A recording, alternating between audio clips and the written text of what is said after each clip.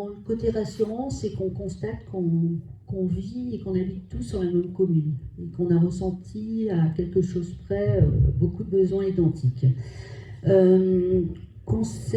Concernant les associations, bon, Pleuny-Roulers-en-Verne est une commune qui a une grande chance d'avoir des associations petites, grandes, moyennes, qui se développent et qui attirent également des personnes de l'extérieur. Donc on devient un centre de centralité au niveau association et c'est réellement important de veiller à ce qu'elle reste sur la commune et qu'elle puisse bénéficier d'équipements adaptés. Après, on peut faire, on fait, on ne peut pas faire, on ne fait pas, mais on explique pourquoi. On peut projeter des rénovations de bâtiments sportifs ou culturels dans le temps, mais il faut aussi être rationnel en termes de dépenses. Alors notre volonté au sein de l'équipe, en fait, c'est que nous sommes une équipe et une équipe concentrée sur l'intérêt général et on souhaite recréer du lien au sein de la commune. Il nous est apparu qu'il était essentiel, effectivement, de nous occuper peut-être un peu plus de nos anciens. Bon, il y a des concepts de journée intergénérationnelle qui existent, mais c'est un après-midi par an. Il y a le repas des aînés, mais c'est une fois par an. On remarque que des personnes habitent seules, et la seule visite que la personne peut avoir dans la journée, c'est le portage de repas, ou l'assistante de vie, ou l'infirmière qui passe rapidement en fin de journée.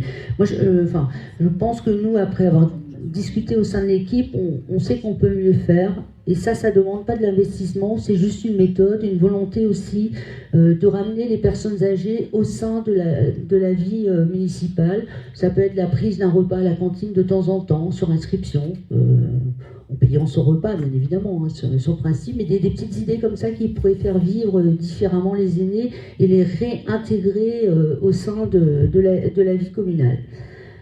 Bon, pour les jeunes, on se rejoint un peu tous, n'est-ce pas Jean-Baptiste, hein. Nous avons aussi l'idée de faire revivre l'espace jeune, parce qu'on voit beaucoup d'adolescents qui sont en attente de pouvoir se retrouver. Ils se retrouvent généralement sur des collèges à l'extérieur de la commune.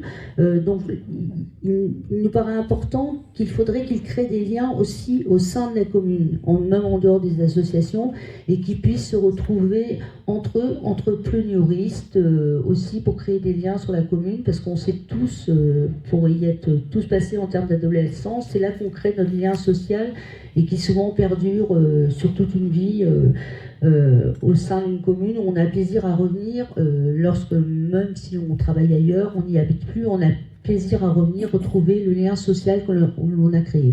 Avant on disait je suis fier d'habiter à Pleuny.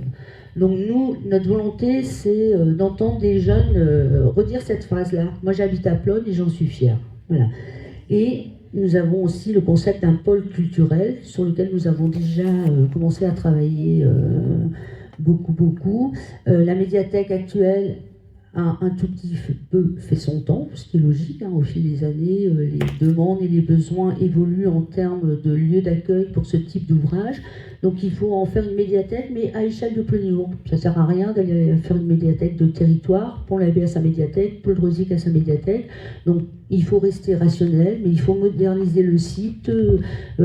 Il y a collé potentiellement une salle de conférence, parce qu'on a des demandes aussi sur la commune d'associations qui voudraient créer des conférences, créer des liens un peu différents aussi, amener autre chose aussi pour les pleugneuristes en intérêt de réflexion, de découverte. Et ce bâtiment-là, on le projetterait au droit de la mairie. Donc c'est vrai qu'on a bien réfléchi déjà. On le projetterait au droit de la mairie et il y accueillerait les associations d'ordre culturel communautaire qui sont logées plus ou moins bien, pas bien, en fonction des locaux qu'on peut leur donner sur la commune. Et c'est un projet qu'on envisagerait de porter à l'échelle communautaire.